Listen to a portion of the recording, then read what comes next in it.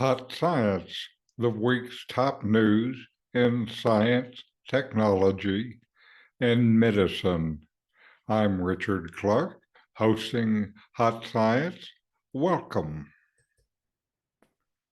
Now, the top stories that we're going to be covering this week, what I have as the top news is space startup wants to build a manufacturing platform in low Earth orbit.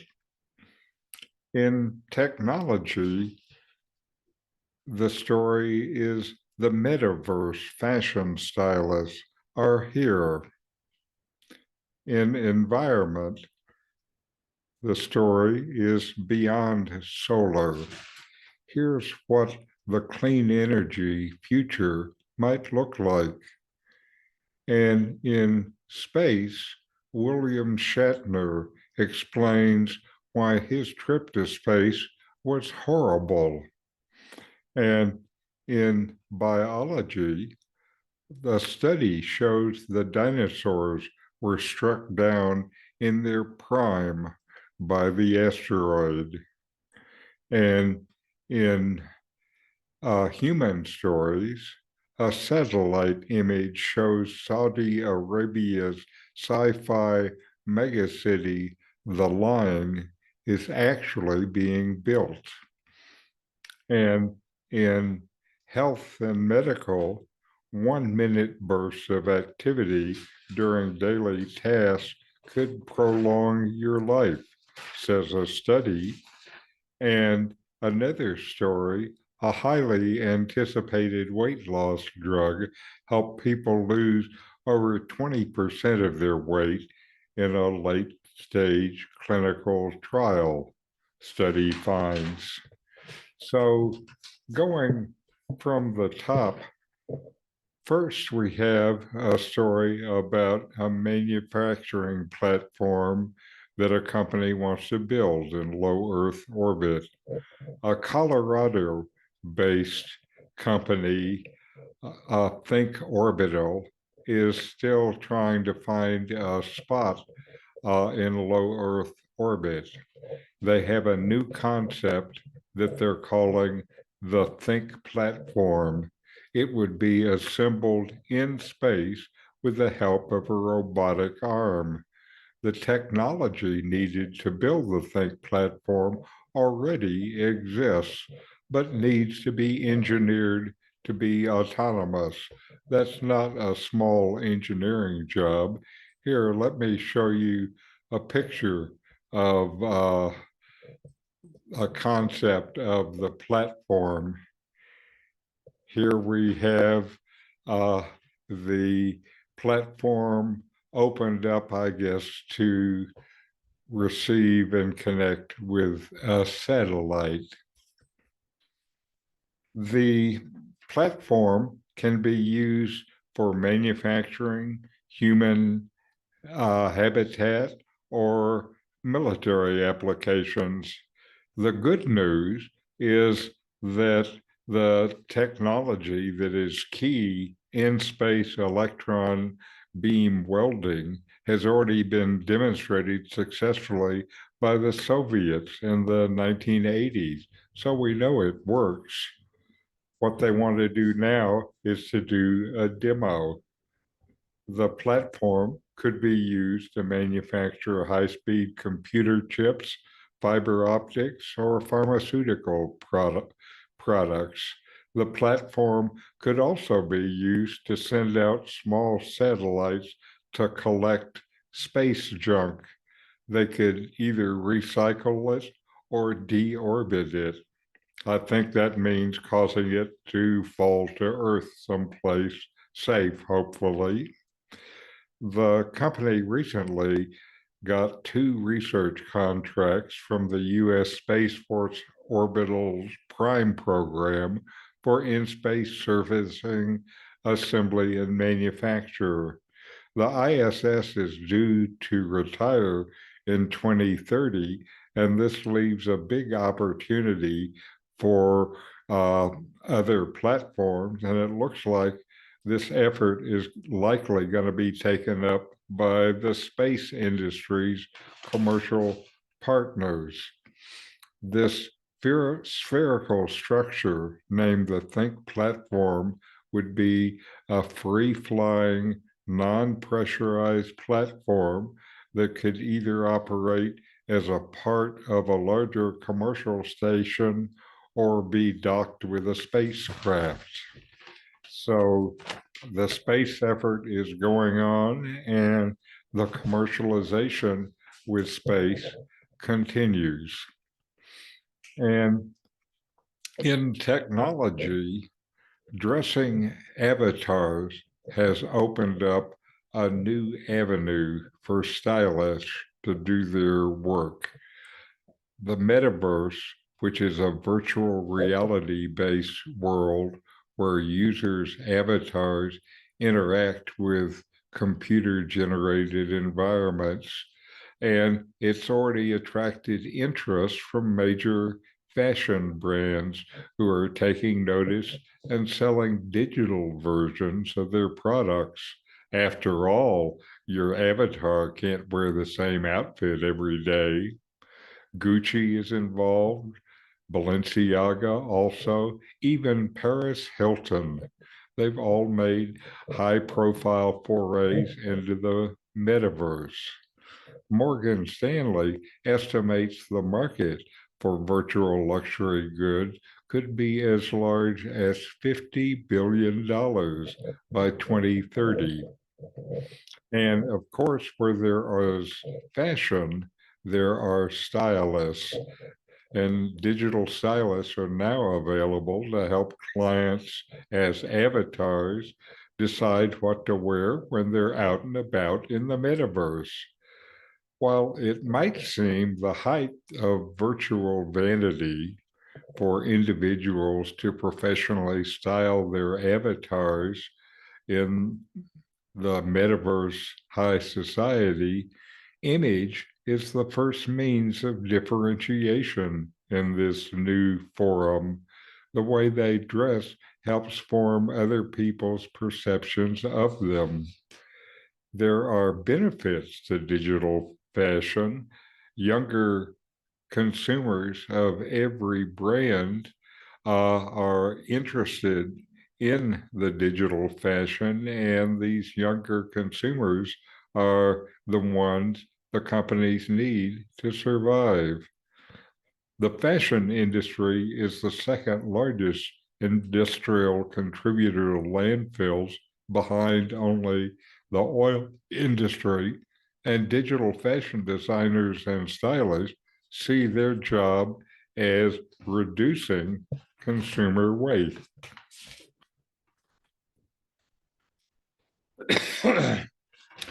Now, the metaverse fashion industry is not only a place for big companies, but also for small relative unknowns like Canadian designer and influencer Monica Louise, who sells virtual clothing and can make $100,000 a year uh, in her virtual business selling virtual clothes. And so more stylists are interested in getting into the game. Here's the story from one stylist journey into the metaverse. This is a Berlin-based woman, Michelle, and she shifted her business from working as an IRL, that's in real life, fashion stylist, for an online stylist and personal shopper for metaverse avatars. A quote from her, she says, "I first only started to style people online via video sessions, but after a while, I started working in the metaverse to style avatars. I love doing this. It gives me so much freedom of creativity, and I love stepping into this absolutely different world. Clients are more willing to take risks in the metaverse. and there are not many competitors in the market.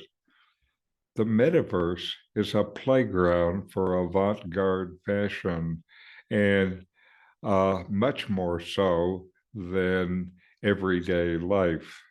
She dresses people through a virtual fashion marketplace, DressX, and she works with independent designers like one who makes bright blue overcoats, another who designs shiny silver space shoes, and another who creates pink flowery dresses. Working in the metaverse provides designers and stylists with additional freedom as they're not limited by fabric, textiles, or physics. The job works differently. It used to start with a client appointment checking out their closet, but now she only meets someone's avatar. Payments are made via cryptocurrency. She asks them what they're dreaming of and how they want to feel and what they want to represent. Some clients speak to her through a microphone, but others want to be anonymous and just type in via chat. So she may not know who the client is. She particularly focuses on making the metaverse more inclusive for plus size fashions and says the metaverse has the huge possibility to be an inclusive place in which our real life world is still not.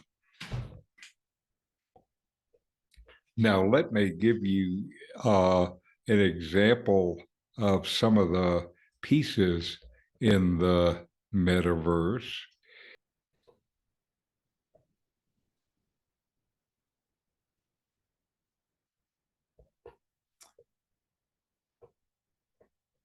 Now, here are some examples of metaverse outfits.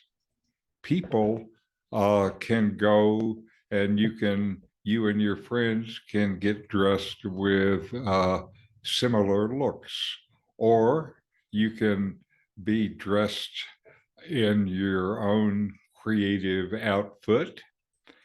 Here are a number of choices, and uh, these are not only fancy, they're not inexpensive. These pieces range from $35 to $45.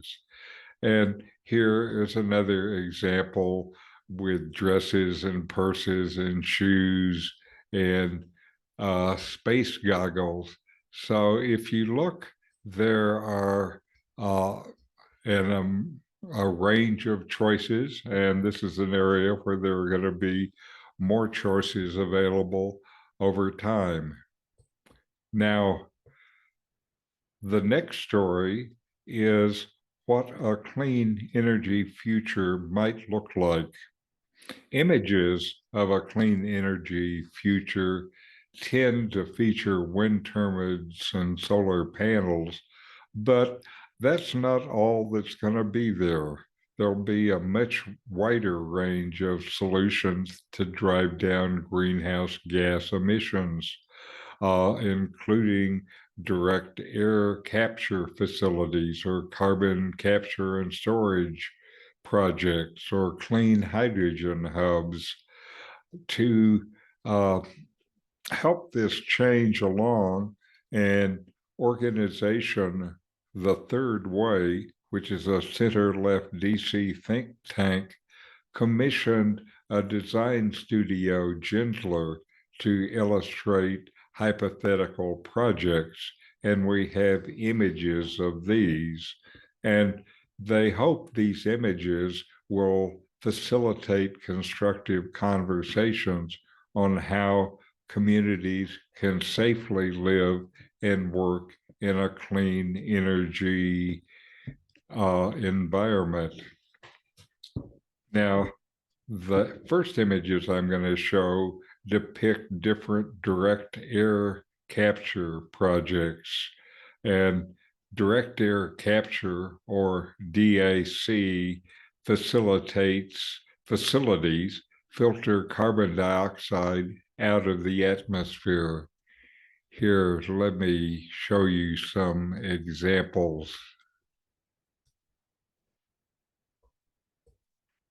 Here, the first of these is a direct air capture plant that, or plants, you see two of them that are similar to a model currently operating in Switzerland, and they're installed on the roofs of factories in an industrial part of town.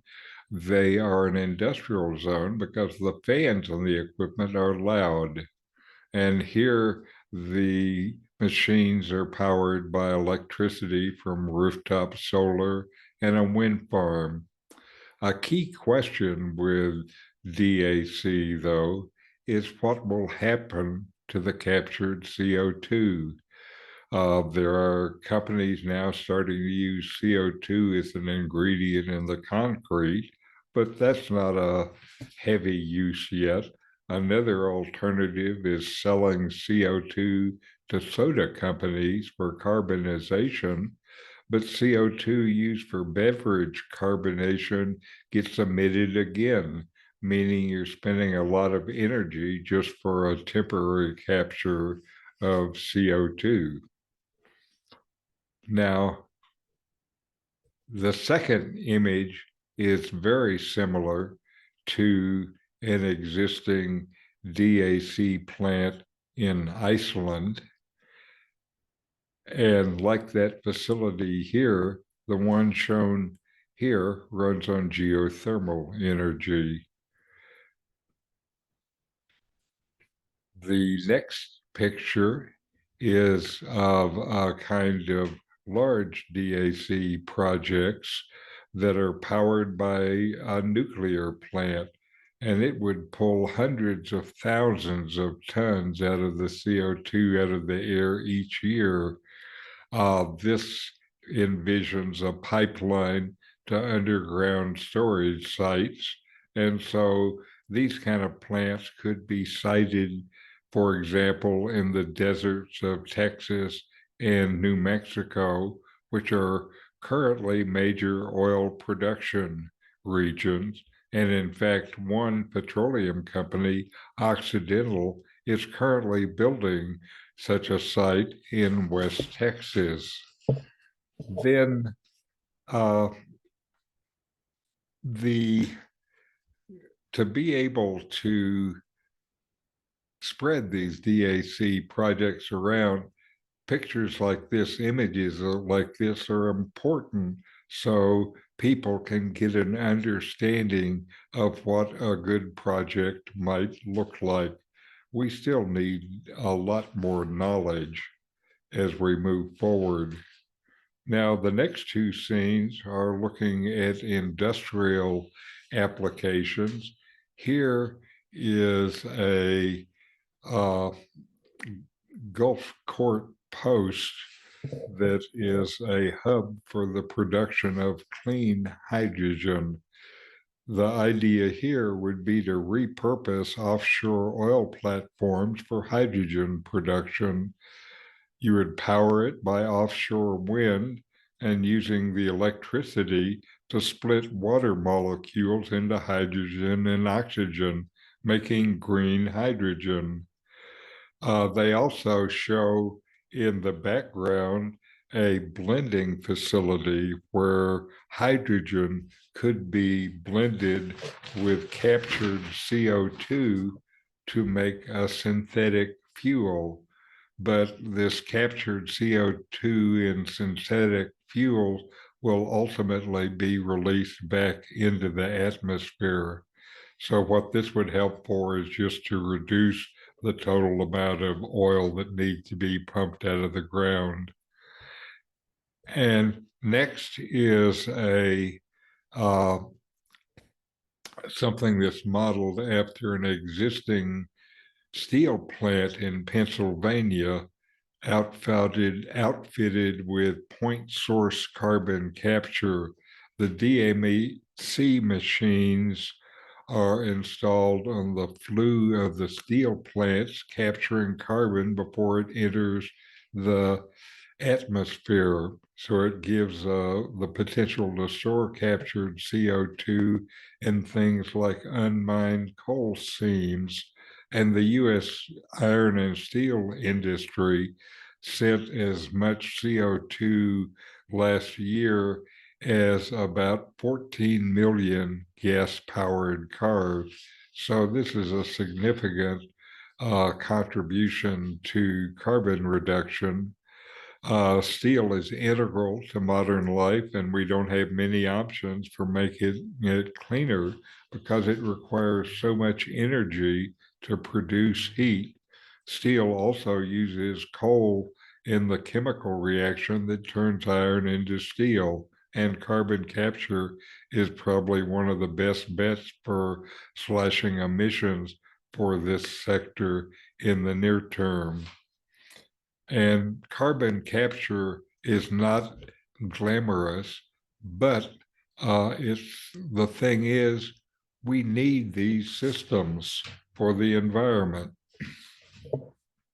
Next is the space story, and William Shatner explains why his trip to space was so horrible.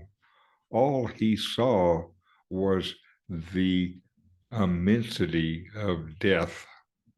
And William Shatner is opening up more about his life-changing trip to the edge of space and why it freaked him out so badly and how it turned him into an environmentalist. The 91-year-old Star Trek actor wrote in a recent book that what he had felt was the deepest grief he'd ever experienced in his life.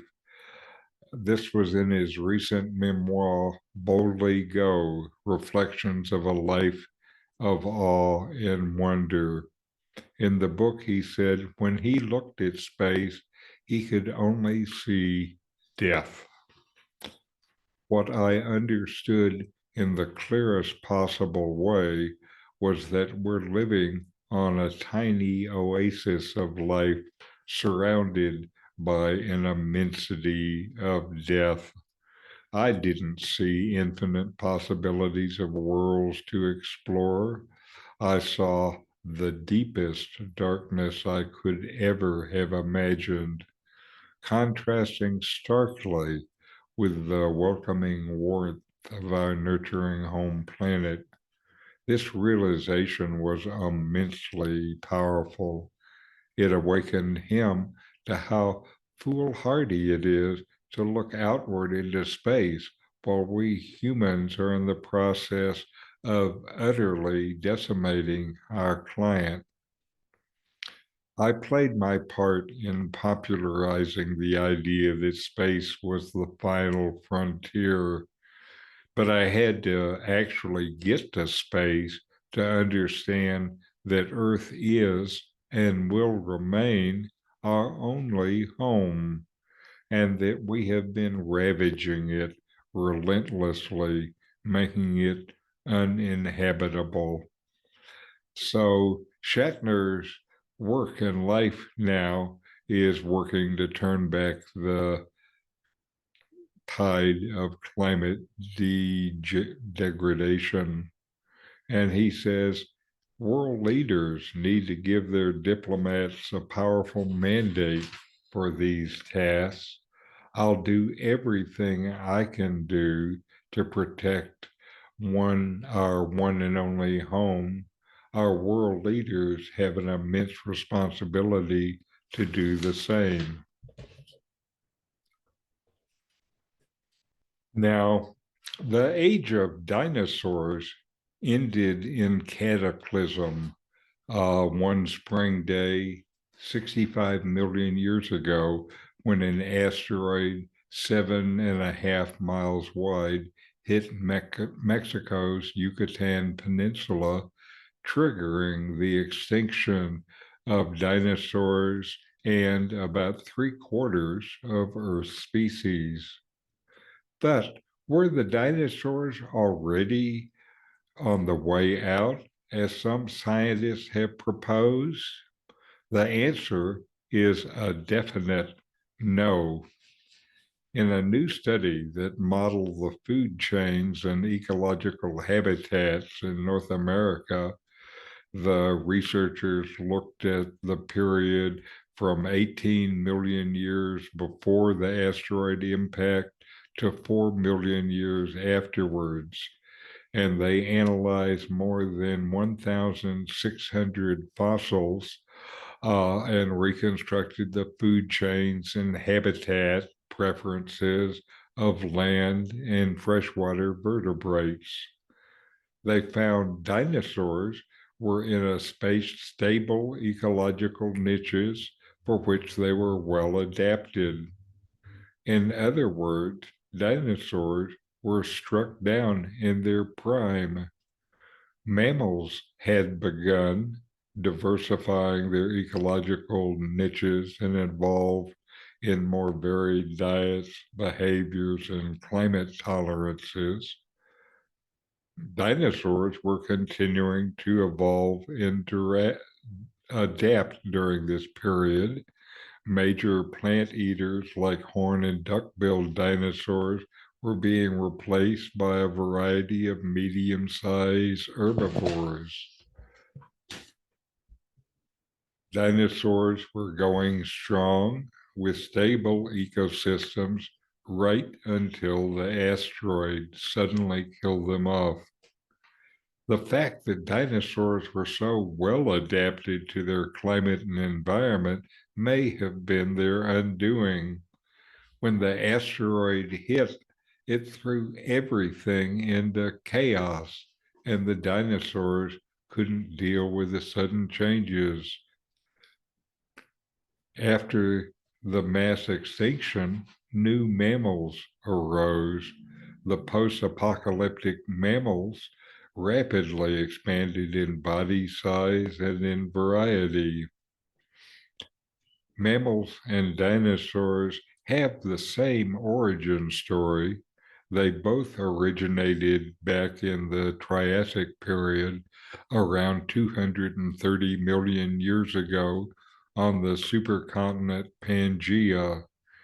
Dinosaurs were going for size and grandeur, and mammals were relegated to small sizes in the shadows. But when the asteroids hit, the mammals made it through. We had ancestors that could survive the changes that the asteroid brought about. The next story is about Saudi Arabia's planned megacity, The Line. The Saudi Arabia's new megacity, The Line, is going full stream ahead. While production has begun on the project this October, satellite images and things like this show how much ground the project is covered and how much more to do. The footprint of the line is being dug into the sand of the desert about 200 feet wide, and there are 425 excavation vehicles at work carving it out. Let me see, I think I have a video. It is official. Construction work has begun on the controversial mirrored linear megacity called The Line, which is part of Saudi Arabia's most ambitious project, Neom City. A recent video that surfaced on social media shows numerous excavators digging a wide linear trench in the vast desert in the northwest of the Arab nation. Within the trench, foundations for the city, which is planned to be 100 miles long, are expected to be built. When the project was initially announced in 2017, it consistently raised eyebrows for proposed flourishes like flying taxis and robot maids, even as architects and economists have questioned its feasibility. People were convinced that this is just a utopian fantasy project that would never get built. But fast forward to today, the work on this futuristic megacity is now underway. The released drone footage has captured a part of the massive site, showing the initial stages of the construction of the city. The footage shows hundreds of trucks and machines working in the middle of the desert, preparing the site for construction. Extensive excavation work along the entire length of the project is now taking place. According to previously released renderings, the line will be 170 kilometers long, 500 meters high, and 200 meters wide. So that looks pretty amazing. And as he said in the video, this giant city will feature a mirrored exterior, be 200 meters wide and 500 meters tall, and will be 105 miles long. They are saying their scheduled completion date is around 2030. I would imagine that these kind of projects could have some big underestimations in how much it's going to take. I have some pictures here. This is a satellite image showing the beginning of the construction and the equipment around. And this is where it will be in Saudi Arabia. You see it will be in the north, and the nearest big city is really Cairo. And here's another rendering of how the city might look stretching across the desert. And another idea of what it might be like inside the city. And, this area looks airy and open space. They know they need to have open space for humans. This is an exterior view. That looks pretty nice. That looks like there's a park around it. And so that gives you some idea what it would be like. Now, on to medicine and health. It turns out that 1 minute bursts of activity during daily tasks could prolong your life. Just 3 to 4 1 minute bursts of hard exercise during your daily tasks is associated with large reductions in premature death, particularly from cardiovascular disease. This is called, quote, a vigorous intermittent lifestyle physical activity, or VILPA. And this is VILPA is short bursts of vigorous activities up to 1 or 2 minutes that you can do in daily activity like running for the bus. And 3 to 4 minute bouts of VILPA every day is associated with a 40% reduction in all-cause and cancer-related mortality, and up to a 49% reduction in cardiovascular disease. There are many daily activities that can be tweaked to raise your heart rate for a minute or so, and the majority of adults over 40 do not take part in any regular exercise program or sport. When my wife read about this, she looked, and our house has 2 stories with stairs, and she figured that going up and down those stairs 3 times one after another takes a little bit more than a minute. So we have an easy way to do our VILPA exercises. And really, the steepest gains in health were seen comparing those with 4 or 5 bouts a day to those with none of this exercises. Larger benefits were found, though, with larger amounts of VILPA. The maximum they studied was up to 11 bouts per day, and it was associated with a 65% reduction in cardiovascular disease, about 2/3, and a 49% reduction in cancer deaths. And when they compared this with the vigorous activity of more than 60,000 people who regularly exercise, they found comparable results.